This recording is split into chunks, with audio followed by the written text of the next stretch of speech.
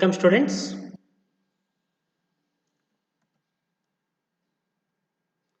In today's class, we are going to study about the introduction to the solutions. So basically, the question will arise when you heard the name solution. The is, what is solution? In day-to-day life, you have seen many types of the solutions like salt solution or sugar solution. How do you prepare them? In a simple way, let us take one beaker which is filled with some quantity of water, to which we are adding salt, and when you mix it is going to be clear, and that solution which contains the salt is called as a salt solution. Similarly, you have taken a glass in which again it is filled with the water, to which you are adding a sugar. When you have added the sugar, it will again completely dissolve and you are going to get a sugar solution. So in the salt solution and the sugar solutions, the water which is present, it is going to act as the solvent. Now let me take one more example where I have taken powdered salt and powdered sugar. When I mix this powdered salt and powdered sugar in a beaker or in a bowl, will it form the solution? Does it going to form a solution? No, it is not the solution. The question will arise why? Because the mixing does not take place at the microscopic particle level. If the mixing is not taking place at the microscopic particle level, then it is not going to form the solution. So, solution is defined as a solution is a homogeneous mixture of two or more than two components.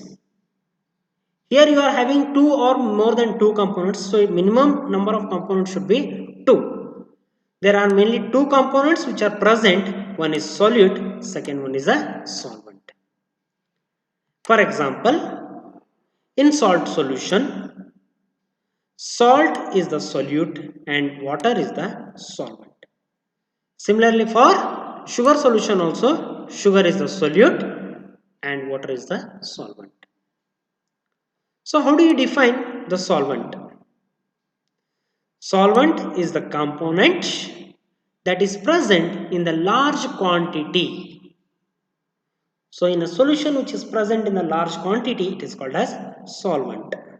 So solvent determines the physical state of the solution since it is present in the large quantity. Now can you define the solute? The one which is present in the less quantity or any other substance other than the solvent is called as the solute. So how do you define it?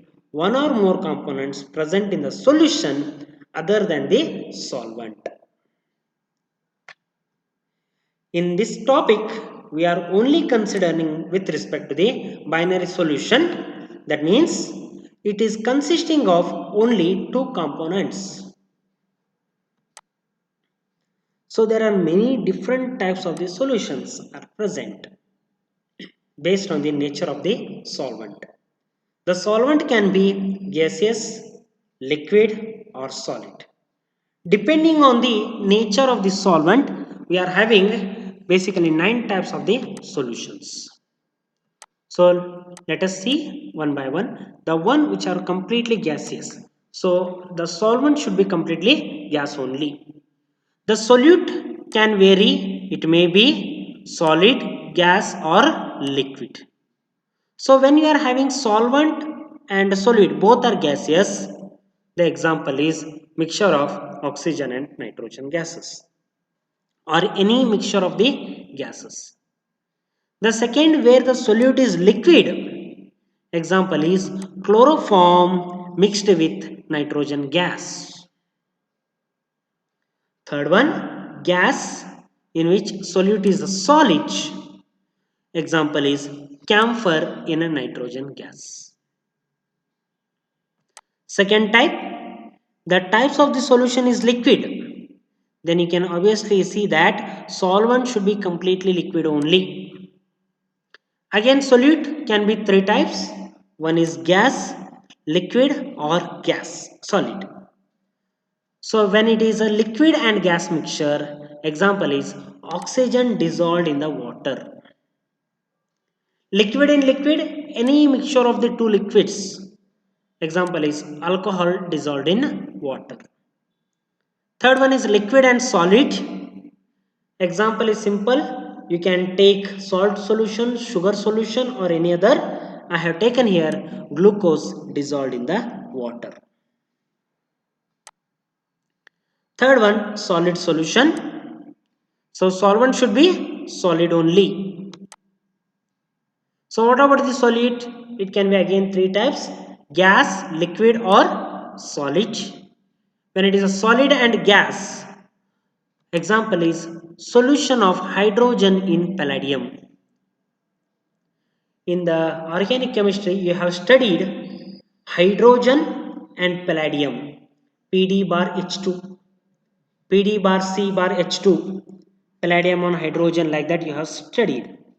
So that only here we have taken solution of hydrogen in palladium. Second one is solid and liquid. Here the solvent is solid. So solid should be in the large quantity and solute, that is liquid, should be in the lesser quantity. Hence example is amalgam. Amalgam of mercury with sodium. This example also you have studied, sodium amalgam in the reduction. Third one, solid in solid. Example is gold ornament. You have seen for the gold ornaments they will add a small quantity of the copper so that it will get the hardness. So same example I have taken, copper dissolved in the gold. So far you have studied the different types. Now the next question will arise, what is the quantity of the solute is dissolved in the solvent? I can say 1 tablespoon of sugar is dissolved in 1 glass of water. If I say that much, it is not correct because the size of the tablespoon will vary and the size of the beaker will also vary. So, what the people have done, they have given some concentration terms. For example, 10 grams of or 1 kg of solute dissolved in 1 liter of, 10 liter of, 100 ml of solvent, like that they have given. When you are having that measurements, we will be going to get different types of the concentration terms. So the concentration terms with respect to different solutions are many, like molarity, molality, normality, mole fraction, formality. Many things are there which some of them you have already studied in the first PUC. So what is concentration? It talks about how much quantity of solute is present in how much quantity of the solvent. The measurement of solute and solvent is going to give by the concentration. So the expressions of the concentration of solution, there are several ways by which we can express concentration of the solute quantitatively. First one is mass percentage, where we are having W by W. So the mass percentage of the component of a solution is defined as the mass percentage of the component is equal to mass of the component in the solution divided by total mass of the solution. Whatever quantity of substance you have dissolved divided by total mass. Since they have asked for the percentage, multiply by the 100. Let me take one example. In a beaker, 90 grams of the water is present and I have added 10 gram of the sugar. So total quantity of the solution is 90 plus 100 is equal to 90 plus 10 is equal to 100. So total solution weight is 100. Mass of the glucose is or sugar is 10. So 10% glucose in water by mass. That means 10 gram of glucose is dissolved in 90 gram of water, resulting in 100 gram of the solution. Second one is volume by volume, or we can say as volume percentage. So similarly, in first case I was having with respect to the mass, now I will have with respect to the volume. The volume percentage of the component is volume of the component in the solution divided by total volume of the solution into 100. Let us take one simple example. 10% of ethanol solution in water by volume means 10 ml of ethanol is dissolved in 90 ml of water, and the total volume will be 100 ml. So 10% is present in the total. That means 10 ml ethanol divided by total is 100. 10 divided by 100 into 100. 100 get cancelled, and we are going to get left with 10 percentage. Note that a 35% volume by volume solution of ethylene glycol in water is an antifreeze and is used in the cars for cooling the engines. They may ask for the percentage of antifreeze. Not important for theory, but for the competitive examinations. Mass by volume percentage. Here it directly says weight by volume. This unit, which is commonly used in medicine and pharmacies, is mass by volume. It is the mass in grams of solute dissolved in 100 ml of the solution. So let me take one example. Mass by volume present in the hospital for preparation of intravenous solution, that is nothing but your glucose bottle. Commonly you have seen dextrose or glucose, they will saline, what we'll call as. That is 5% mass by volume solution of dextrose contains 5 gram of dextrose in exactly 100 ml of the solution. Dextrose solution. Glucose bottle, what they will call as. Next one is parts per million. Now, let us take one simple example. In the household, when you are using the water, they will say this water is hard, this water is soft. Hard means it contains some certain amount of the calcium and magnesium salts dissolved in it. But what is the percentage of that salt, like magnesium, calcium and all? It will not be even 1%. It will be less than that. When the quantity is present in the very trace, then it is expressed in terms of parts per million or parts per billion. The percentage 0, 1, 10, 100, 1000 and 10,000 parts per million, when it is there, you can see the density of the soil or any mixture in the water. In other terms, concentration in ppm is also said as mg per liter.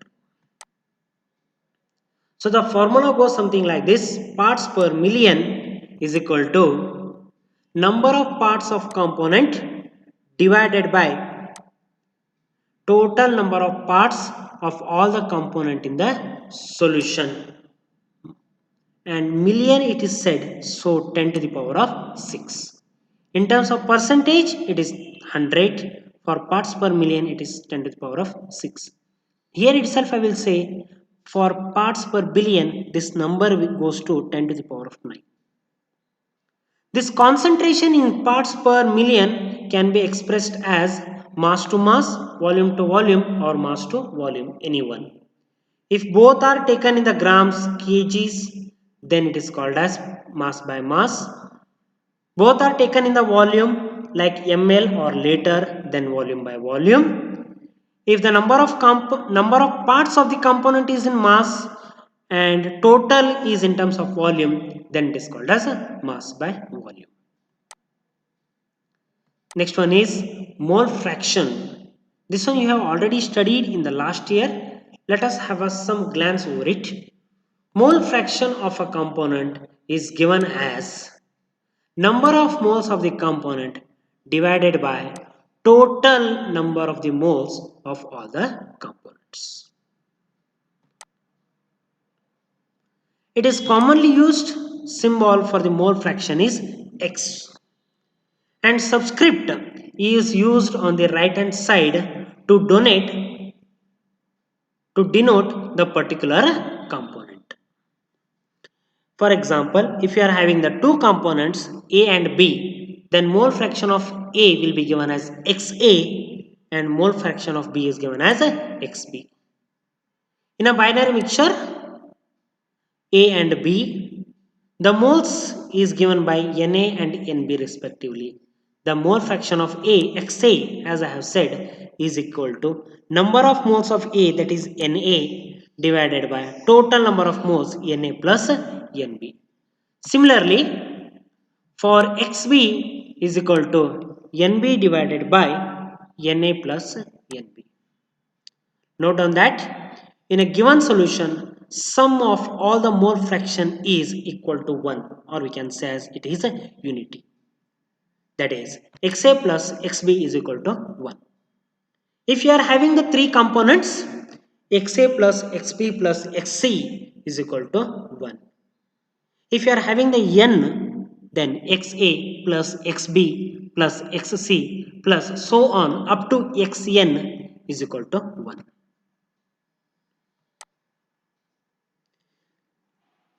Let us solve one numerical. Calculate the mole fraction of ethylene glycol in an aqueous solution containing 20% of C2H6O2 by mass. So solution, 20% of C2H6O2 by mass means 100 gram of solution contain 20 gram of C2H6O2 and 80 grams of water. So number of moles, how do you calculate? Number of moles is equal to given mass divided by molecular mass. So let us calculate number of moles of C2H6O2 is equal to mass of ethylene glycol, that is C2H6O2, divided by molar mass of C2H6O2. Molar mass, let us calculate. Carbon 12, hydrogen 1, oxygen 16. So 2 into 12 plus 6 into 1 plus 2 into 16 is equal to 62. Given mass is 20 divided by total mass, molecular mass is equal to 62. So 20 divided by 0.322. Similarly, number of moles of water is equal to 80 divided by 18, because molar mass of water is equal to 18, that is equal to 4.444. Now mole fraction we can calculate because we know both the number of moles. Mole fraction of ethylene glycol Xa is equal to number of moles of ethylene glycol divided by total number of moles, that is number of moles of ethylene glycol plus number of moles of water, is equal to Na divided by Na plus Nb. Substitute 0.322 divided by 0.322 plus 4.444. On solving, we get 0.068. Remember, if you are doing the calculation and if chance you got the number of moles value is equal to more than 1, because some of the students, when you are doing the calculation in calculator, what you will do, you directly take 0.322 divided by 0.322 plus the 4.444, you will do it. Don't do like that. 0.322 divided by First you take the sum of this one, 0.322 plus 4.444, then 0.322 divided by that value. You have to do it. Otherwise, if you do simply 0.322 divided by 0.322 plus 4.444, then answer will come as 5.444, which is not correct.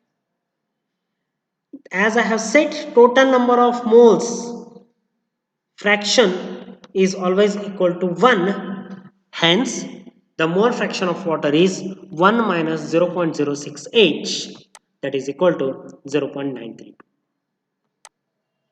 Next one is molarity. Molarity is defined as number of moles of solute dissolved in 1 liter of solution. Already you have studied this one. Molarity is equal to number of moles of solute divided by volume of solution in liter. And the unit of molarity is equal to mole per liter, or it can be denoted as capital M. Calculate the molarity of a solution containing 5 gram of NaOH in 450 ml of solution. So, solution molarity is equal to number of moles of solute divided by volume of solution in liter. First, calculate number of moles of NaOH. Number of moles of NaOH is equal to, again, mass divided by molecular mass. So mass of NaOH divided by molecular mass of NaOH, that is equal to 5 by 40 is equal to 0.125. So volume of solution in the liter is equal to 450 ml they have given divided by 1000 is equal to 0.45 liters. So molarity formula is number of moles divided by volume in liter. Hence molarity is equal to 0.125, that is number of moles, divided by 0.45 is equal to 0.278 mole per liter, or I can write as 0.278 capital M, that is molar. Next is molality. Molality is defined as number of moles of solute dissolved in 1 kilogram of the solvent. So molality is equal to number of moles of solute divided by mass of the solvent in kg. So unit of molality is mole per kg, or it is denoted by small m. Don't get confused with the small m and capital M. Example, 1 mole per kg solution of KCl means 1 mole, that is 74.5 grams of KCl is dissolved in 1 kg of water. Note that mass percentage, mole fraction and molality are independent of temperature. Molarity is dependent on temperature because volume changes with temperature. Let me make it more clear. When the temperature increases, volume of the solution will go on increasing. As the volume increases, molarity will decreases. So molarity is depending on the temperature. What about the molality? The total mass of the solution will remain same. It is not going to be varied. Hence, molality is independent on the temperature. The question can be asked for 1 mark. Name the concentration term which is depending on the temperature, which is independent on the temperature. How does molarity and molarity changes with temperature? Questions can be asked in the different ways. One example for the molality will take one numerical. Calculate the molarity of 2.5 gram of ethanoic acid, that is acetic acid, dissolved in 75 gram of benzene. So molality is equal to number of moles divided by mass of benzene in kg. Molar mass of acetic acid is equal to 60. Already you have know. 2C are there, 2 into 12. Hydrogen totally 3 plus 1, 4, 4 into 1. Oxygen 2 are there, 2 into 16. Total is 60. Then number of moles of ethanoic acid is equal to 2.5 divided by 60 because mass divided by molecular mass. So mass of the acetic acid is taken is 2.5 divided by 60 is equal to 0.0417 per mole. Then mass of the benzene in kg they have given as 75 grams. For per kg it is divided by 1000. So 75 divided by 1000 is equal to 75 into 10 to the power of minus 3 kg. So molality formula you have to remember number of moles of ethanoic acid divided by mass of benzene in kg. So molality is equal to 0.0417 into 1000 divided by 75 is equal to 0.556. I hope you have understood. If any doubts are there, feel free to ask. Thank you.